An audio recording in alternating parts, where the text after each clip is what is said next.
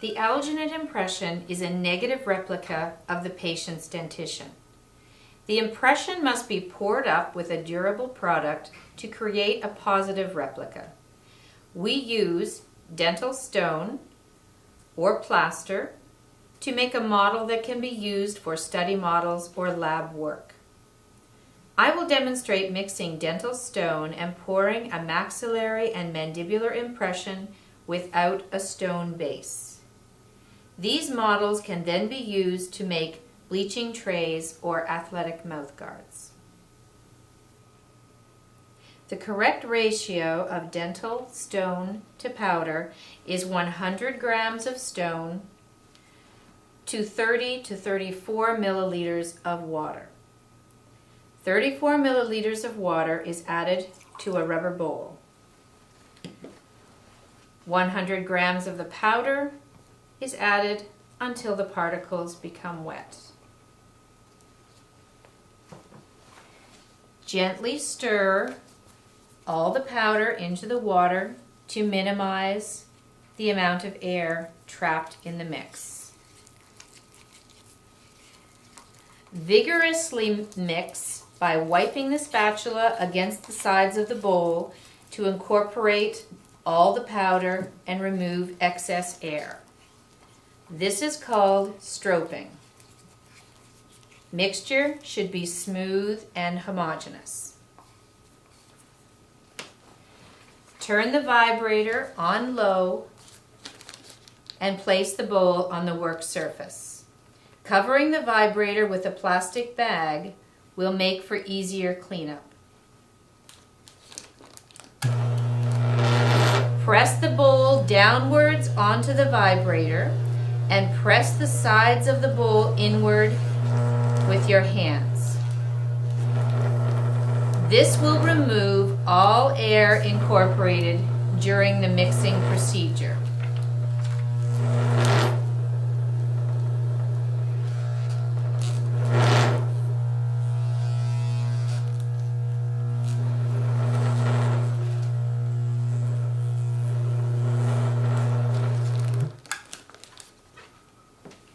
Holding the handle of the impression tray, place the tray onto the surface of the vibrator. Angle the tray with one posterior edge touching the vibrator. Pick up a pea-sized increment of stone on the end of a small spatula.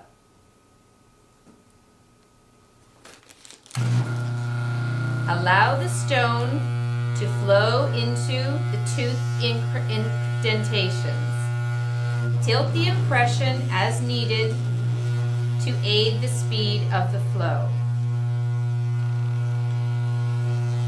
Continue adding small increments of stone to the most posterior end of the tray, allowing it to flow anteriorly.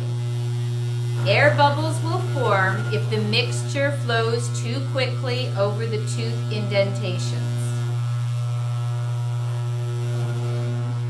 Tilt the impression toward the opposite posterior end and continue adding stone until the flow reaches the other end of the impression.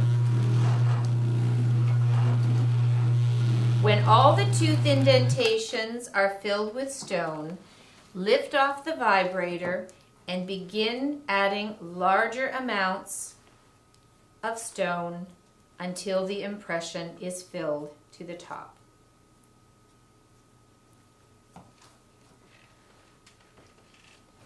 Vibrate the entire tray for 2 to 3 seconds to settle the material. Place the impression on a tile with the tray edge towards the tile.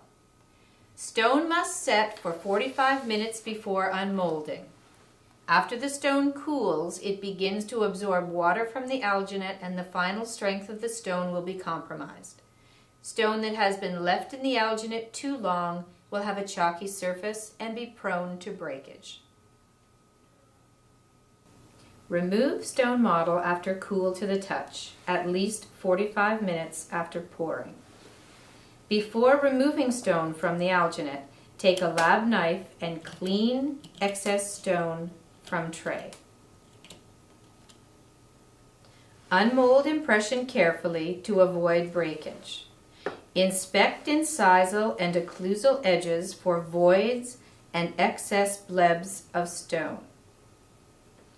Air bubbles incorporated into the stone during pouring will result in voids in the final stone model.